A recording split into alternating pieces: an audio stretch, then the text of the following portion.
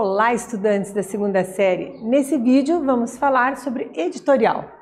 Objetivos: identificar as características do editorial, compreender a posição do periódico frente ao tema, inferindo o sentido de uma palavra, de uma expressão, e analisar um trecho do editorial.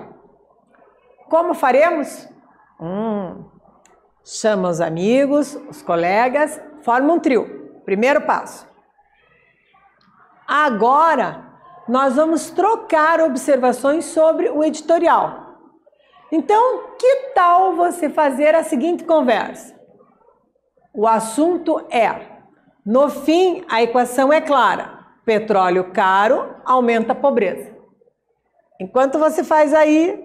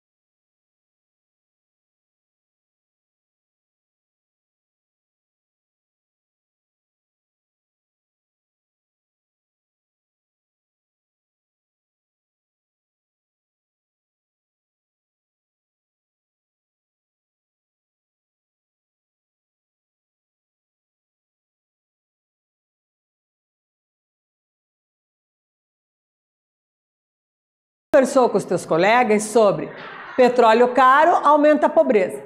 E o nosso editorial é exatamente sobre isso. Então vamos ler aqui. Por Alexandre Versignazi, publicado no dia 15 de outubro. Eu tenho: a armadilha do petróleo com as energias limpas podem dar à luz uma economia mais estável. O uso de combustíveis fósseis não é ruim só para o clima. Também é traiçoeiro para a economia.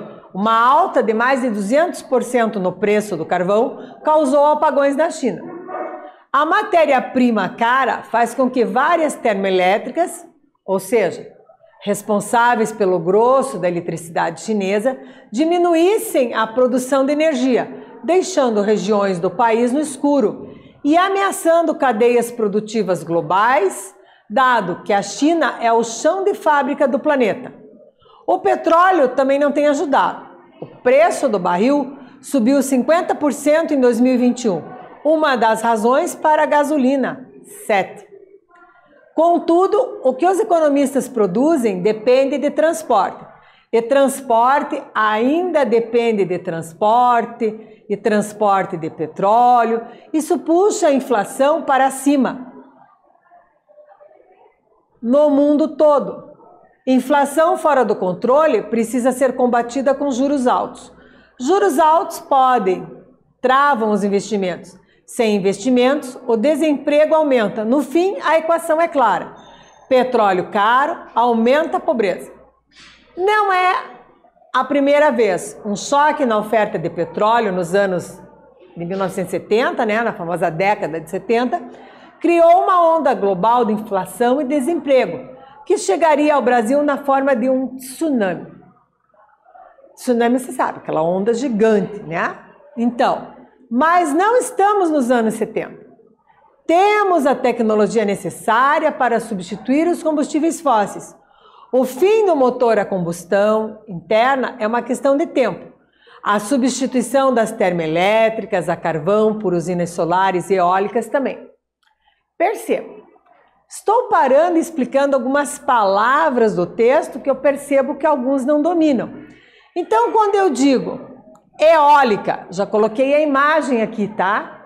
Então, os parques eólicos, são muito comuns no Brasil. A questão de combustíveis fósseis, o petróleo, por exemplo, o tsunami. Então, ao ler um texto, o que eu observo? Algumas palavras que talvez você tenha dificuldade, algumas expressões. Olha um exemplo. China é o chão de fábrica do planeta. O que significa chão de fábrica? a base. Então, essas expressões, né, eu já vou tirando as dúvidas para que ao chegar aqui você tenha já compreendido o texto como um todo. Em casa você faz o mesmo, né? Consulta o dicionário, pesquisa. É importante esse tipo de leitura orientada. Seguimos com mais um trecho do editorial. Isso dará início ao mundo não apenas mais limpo, mas a economia global mais segura, livre das flutuações abruptas no preço dos combustíveis fósseis. Havendo uma boa estrutura de painéis fotovoltaicos e de turbinas de vento, a matéria-prima sai de graça. O Sol, ao que parece, não pretende cobrar nada. E Éolo, o deus dos ventos da mitologia grega, também é um cara generoso. A confiabilidade do Sol e do vento também pode ajudar o Brasil. Sempre tivemos uma matriz limpa, majoritariamente hidrelétrica, mas as usinas dependem de chuvas e a frequência delas pode ser incerta. Como vimos nesses últimos tempos de seca histórica, uma rede elétrica com participação eólica e solar mitigaria esse risco. E o Brasil tem tudo para seguir nessa direção, a passos largos, como mostra o editor Bruno Garatoni e o repórter Leonardo Pujol na matéria de capa desse mês. Atividade 1. A armadilha do petróleo, como as energias limpas podem dar à luz a uma economia mais estável. A pergunta é, a linha fina antecipa que informação analisada no texto? Você consegue identificar?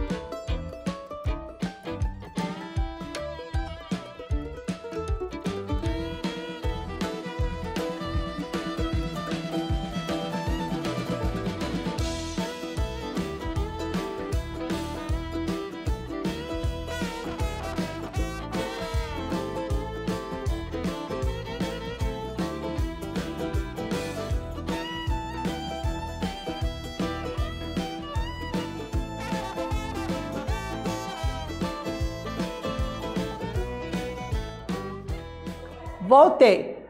Retomando aqui a linha fina, que você observa na linha fina da reportagem? Vamos pegar o início. O que você notou? Será que ela antecipa ou não? Então tá aqui a manchete, a linha fina, o que você nota? Então nós podemos dizer assim, que a linha fina, né, antecipa que informação? Como as energias limpas podem dar à luz a economia mais estável? Ó, tá aqui, ó. Percebeu? Então essa linha fina já mostra isso para nós, combinado? Na atividade 2, eu quero saber o seguinte. O editorial não possui público-alvo. O público-alvo buscará a publicação para verificar se assemelha ou não aos seus ideais. Localize, então, no editorial um trecho que demonstre, de modo implícito, o posicionamento do editorialista. Faz aí, eu te aguardo aqui.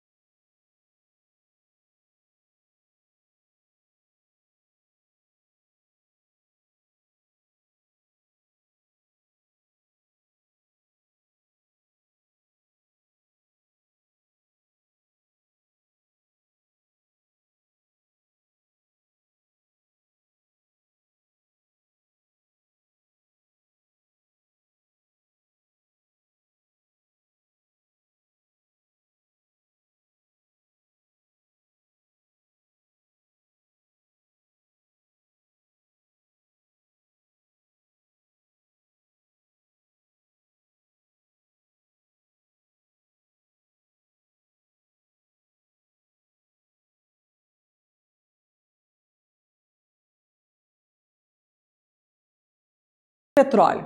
Você já leu o editorial, viu que no intervalo eu coloquei a projeção desta tela para vocês, né? E o que nós observamos? Que além de você analisar aqui essa tela, né? O que você localizou?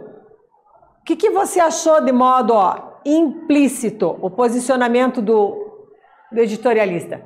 Será que dá para achar? Vamos reler.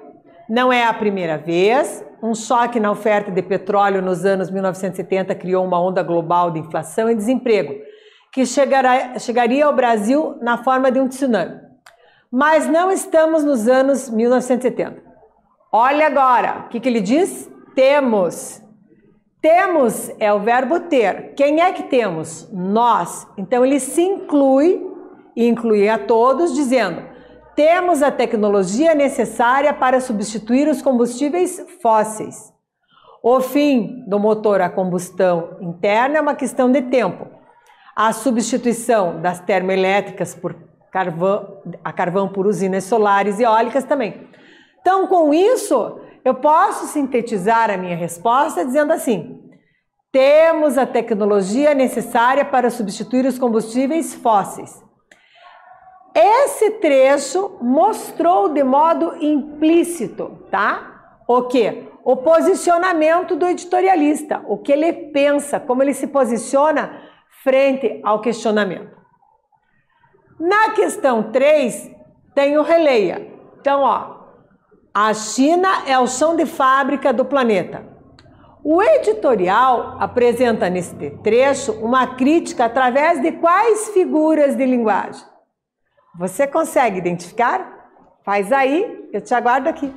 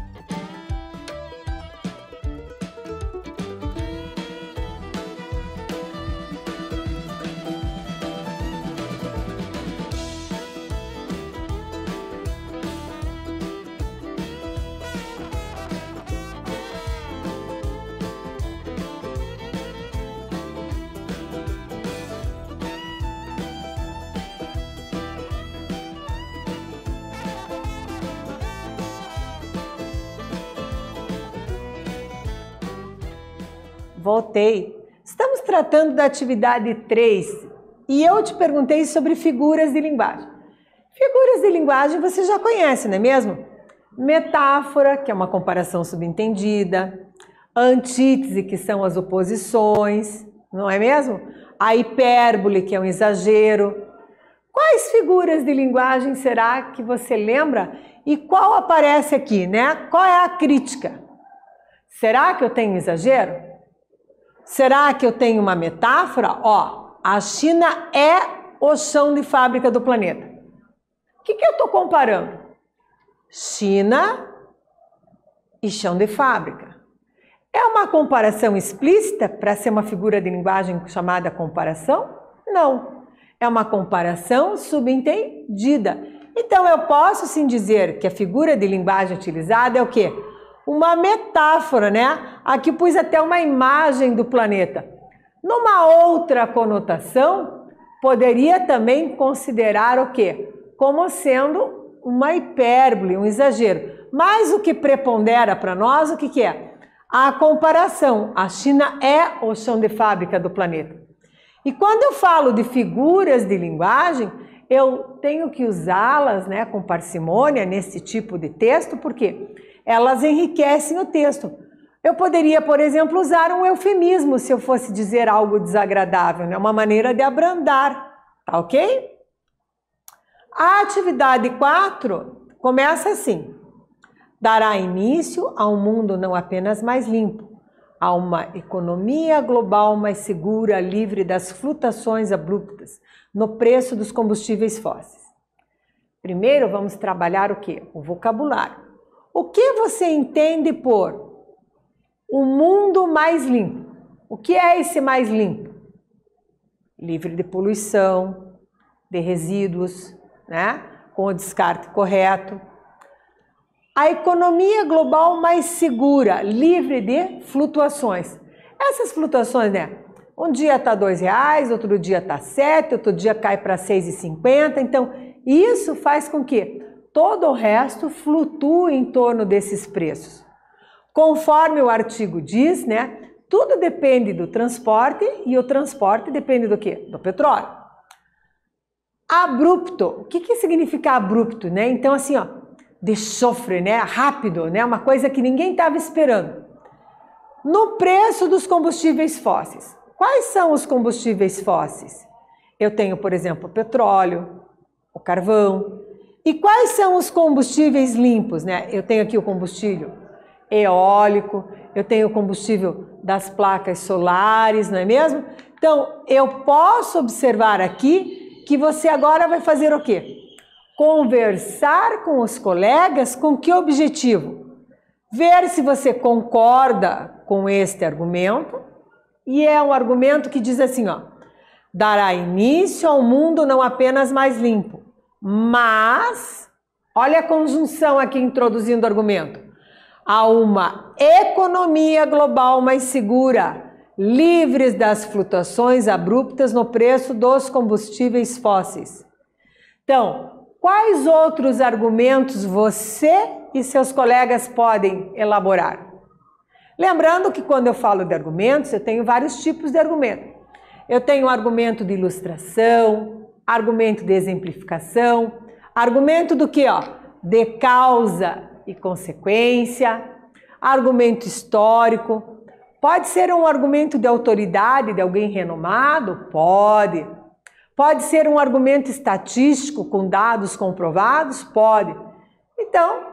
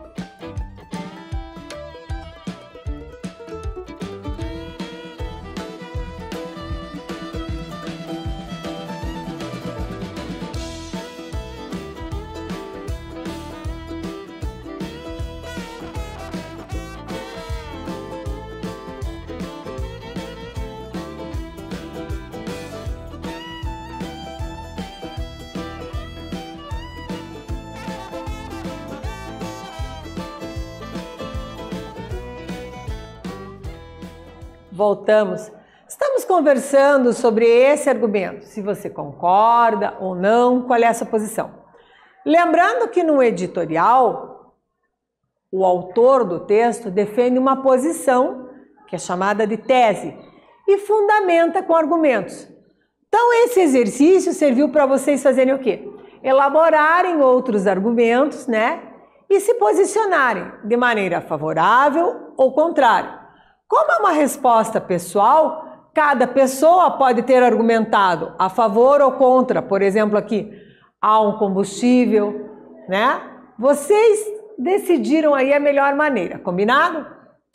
Chegamos agora à sugestão da atividade. Preparados? Vamos observar o que se pede. Como as energias limpas podem dar à luz uma economia mais estável? Converse então com o seu grupo. Imaginem que vocês fazem parte de um grande jornal e nesse momento elaborem a tese. A tese vai ser defendida por um conjunto de editores responsáveis pelas publicações.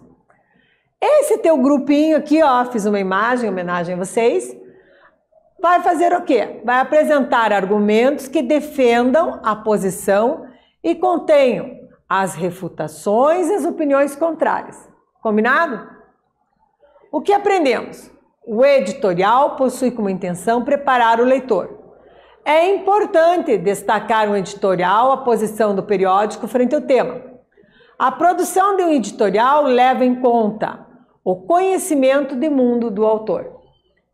Nesse vídeo falamos sobre editorial. Espero que vocês tenham gostado e até breve.